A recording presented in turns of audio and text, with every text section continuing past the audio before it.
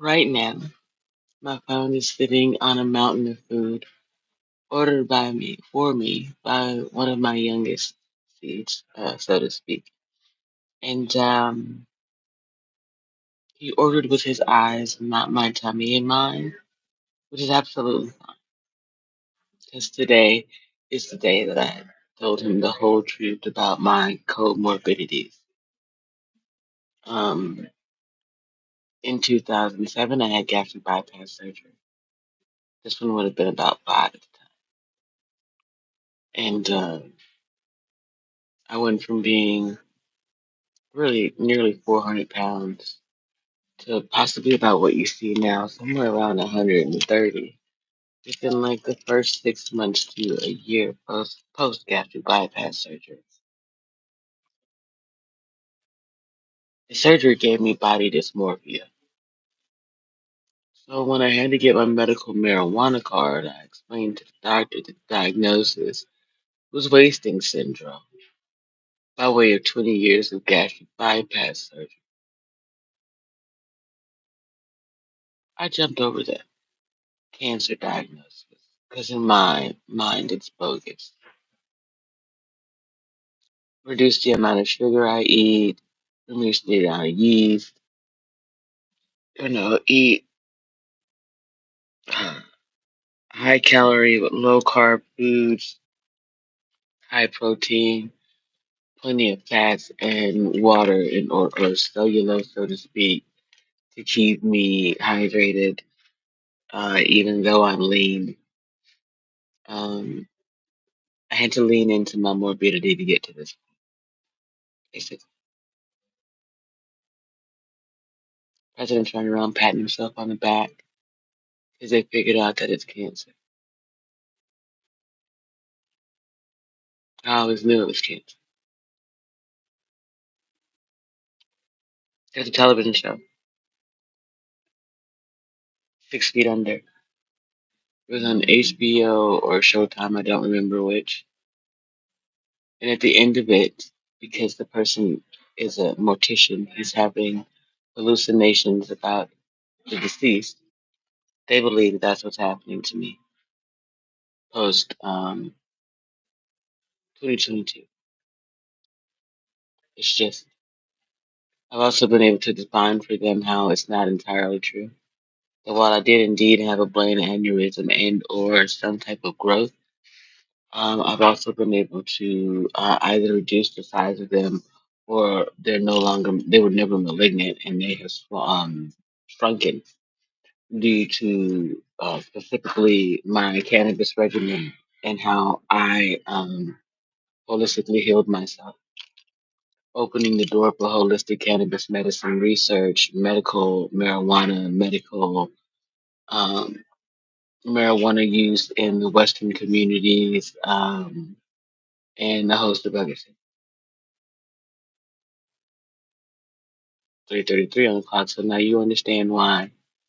If anyone was stealing my intellectual property from your first YouTube page to today, and any other things behind the scenes, like Jenny Romero here in the city of Tucson, using my city planning to turn it into the government and make it look like hers. They are all now on the line for intellectual property theft. They just thought they had to wait my death and they could collect. I died in 2022. I've been here for the last 4 fucking years. What you gonna do now? I am in my fifth year of remission. By industry standards, I have successfully beaten cancer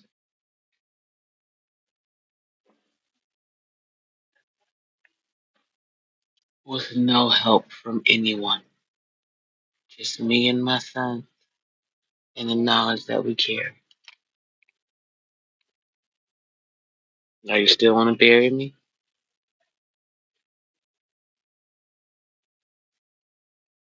See,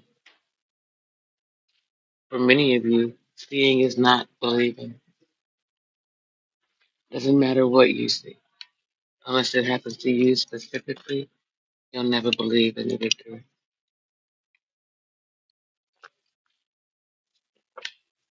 I walked in here this morning with nothing. I got a whole damn pizza I can barely eat, and I'm going to do my best to achieve that and feed someone else because that's what it is to be a good person. I'm going to save some for later on, and maybe even tomorrow. I'm still going to go down to the place and get the food that I need because they've got other things like roughage and whatnot. What I can't consume because it's not healthy for me, I will share with someone else respectfully. You could learn a lot from me. Instead, you hang your head and you judge me, or you sleep comfortably in your beds, so to speak. It's just, how's those night terrors doing for you? How's the waking terror of walking around your own city and seeing the zombies I told you you would see at the end of this journey?